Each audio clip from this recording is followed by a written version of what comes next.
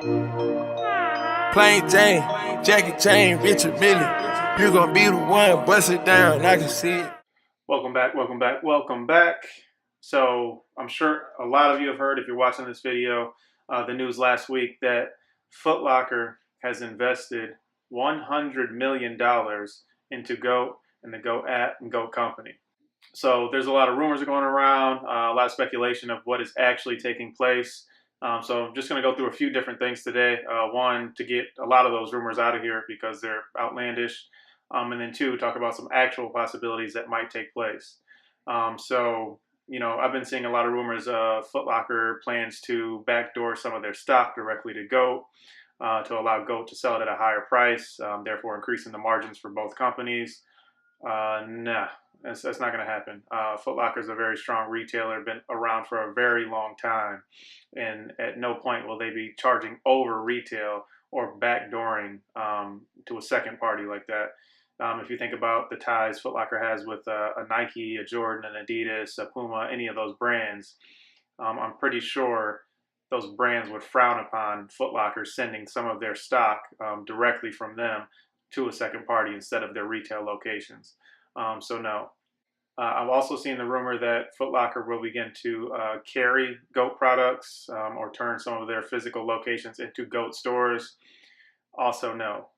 Foot Locker is not investing this money in order to turn their stores into GOAT stores. If you really think about the calculation of creating a store that is a GOAT store, the customers, the people at home have the products. So how do you turn a store into that? You have to train hundreds and hundreds of employees to be able to verify, authenticate products.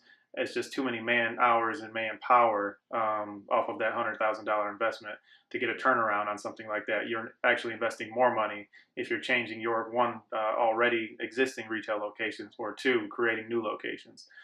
So no.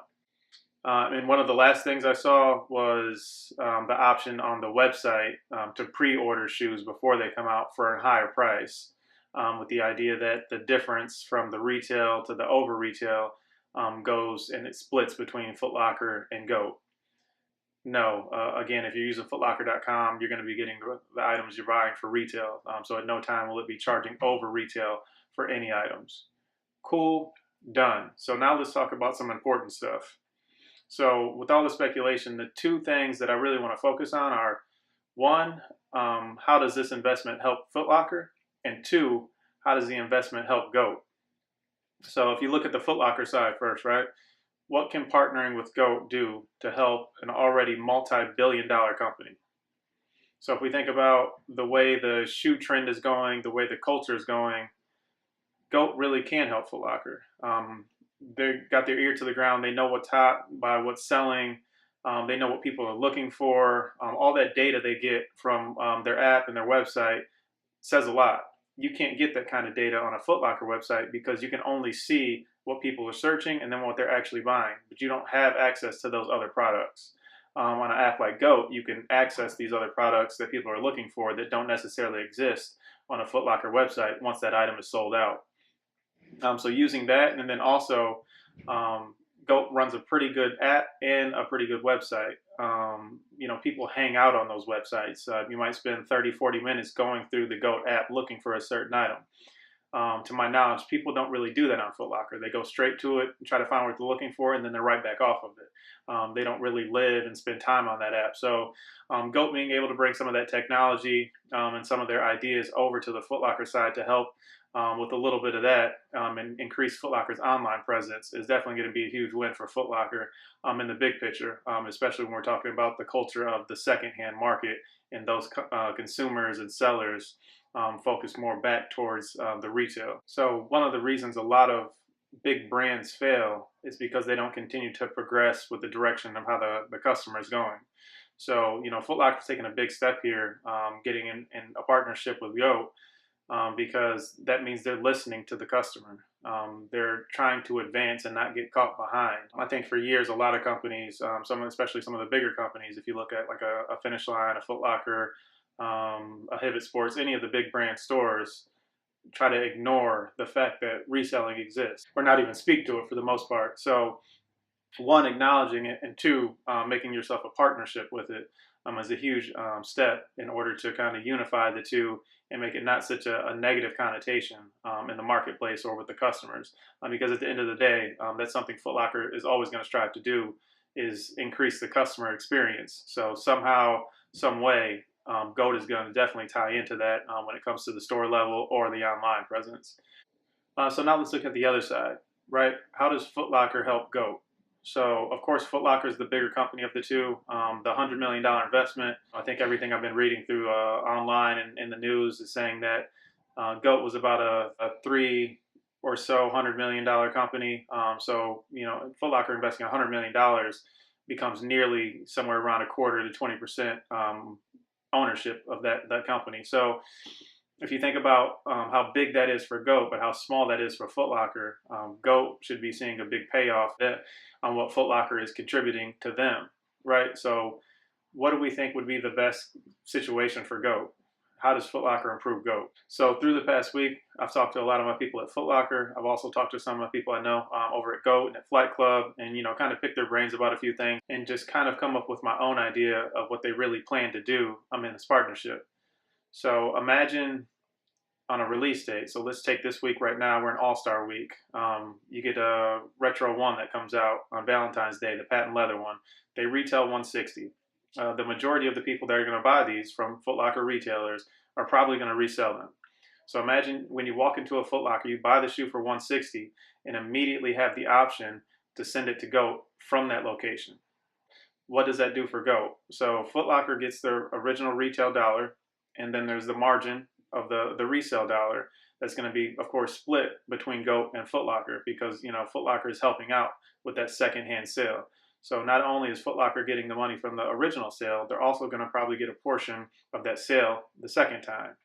So now you think about how GOAT already works. You send your shoe in to get authenticated, and then they send it to the customer. If you're buying a shoe directly in a Foot Locker, it's already been authenticated. So that eliminates that step. It helps with the shipping process, and it makes it a lot faster. And then it also cuts the costs. Foot Locker has over 3,000 locations.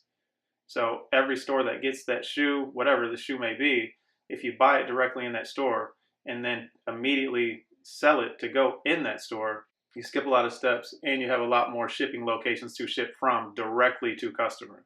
So you're not shipping it twice. You're only shipping it one time. So you're cutting essentially a lot of your shipping costs in half, which definitely I think would make GOAT customers a lot happier, because most of the things I read about GOAT is how long it takes to ship. Sometimes up to 2-3 weeks on certain items, but definitely more than 5 to 7 days in most cases. The same with most other secondhand markets like StockX.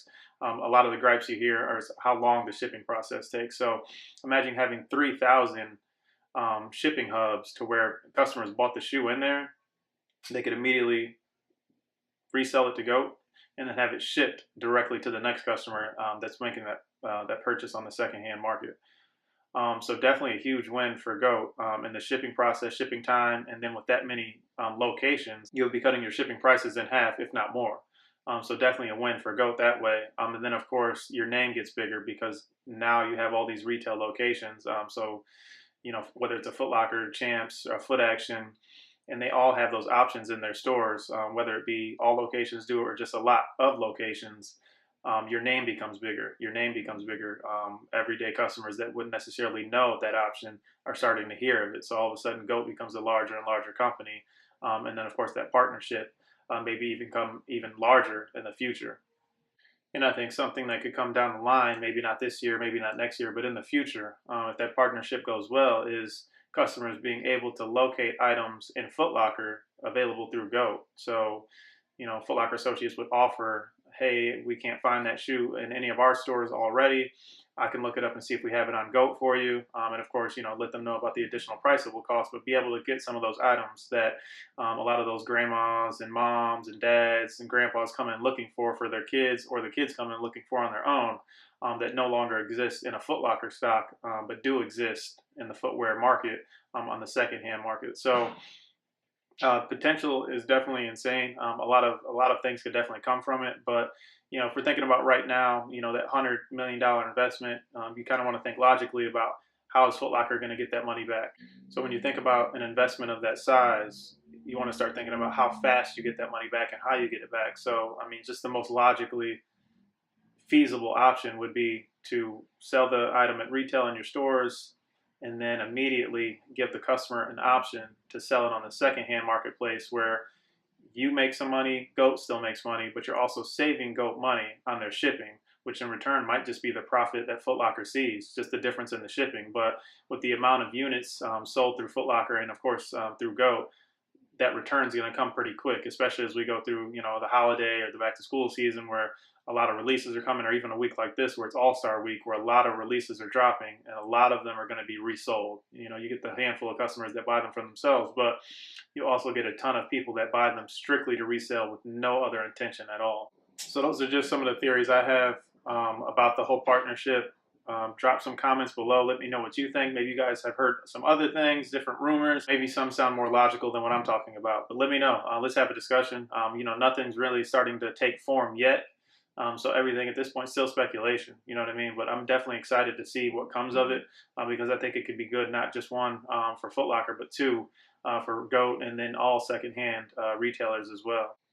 So go ahead and drop some comments, like, subscribe, whatever you need to do. I'll be back in a few days with the next video for you. Peace.